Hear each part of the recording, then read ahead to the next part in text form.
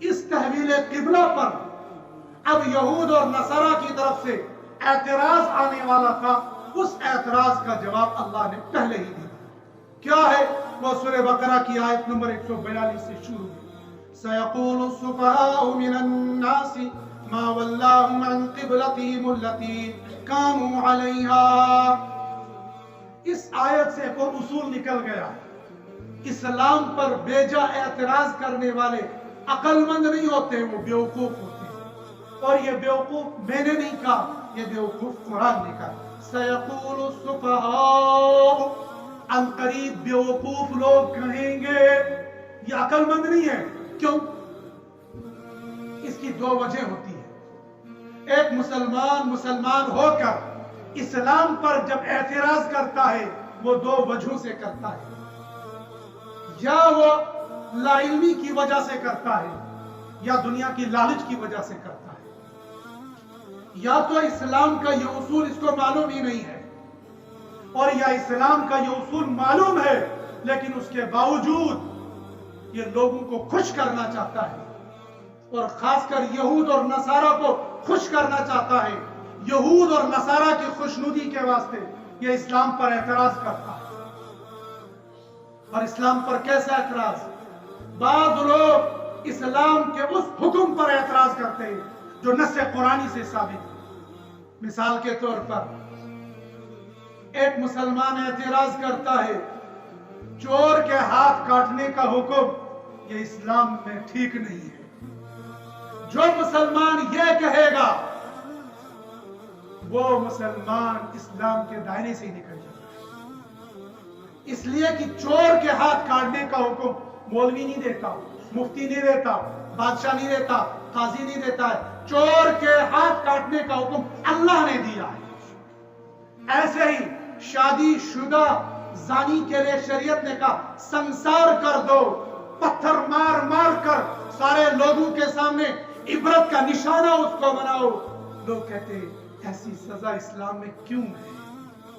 اس لیے ہے کہ تاکہ دنیا کے اندر جرائم نہ پھیلے۔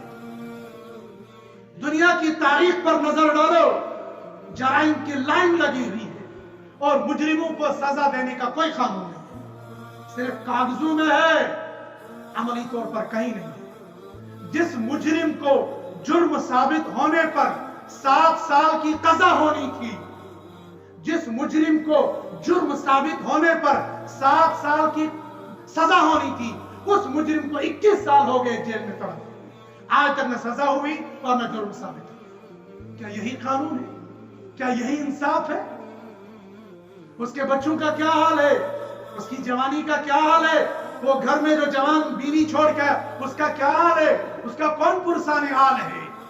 یہ دنیا والے خالے ڈوسرے مارتے ہیں، خالے اعلان کرتے ہیں، خالی نعرے لگاتے ہیں، حقوق یہ کسی کو نہیں دیتے، نہ انسان کو دیتے ہیں، نہ جانوروں کو دیتے ہیں، نہ مردوں کو دیتے ہیں، نہ عورتوں کو دیتے ہیں، نہ بچوں کو دیتے ہیں، نہ بوڑھوں کو دیتے ہیں۔ ان کے اصول، ان کے قوانین اور ان کے اعلانات صرف کاغذوں میں ہوتے ہیں، عملی طور پر روئے زمین پر کوئی عملی نمونہ پیش نہیں کیا جاتا۔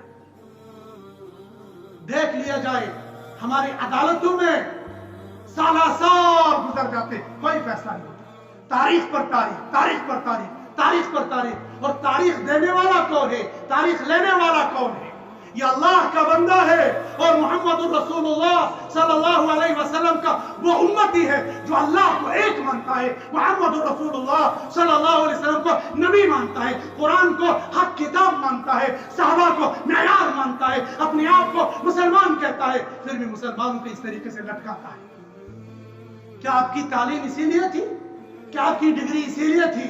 کیا آپ کا عہدہ اسی لیے تھا تاکہ تم انسانوں کو لٹکاتے رہو؟ اسلام کہتا ہے انسانیت کے ساتھ انصاف کرو، نہ صرف مسلمانوں کے ساتھ۔ اور یہاں انسانیت لائنوں میں لگی ہے، ان کے قانون تو صرف کاغذوں کے اندر ہے۔ تو مسلمان ان کے قانون سے ڈر کر یا تو اسلام پر اعتراض کرتا ہے جہالت کی بنیاد پر، یا ڈر اور خوف کی بنیاد پر۔ اللہ نے ایسے لوگوں کا کہا السفہاء، یہ بیوقوف لوگ ہیں جو اسلام پر اعتراض کریں گے، لیکن کون؟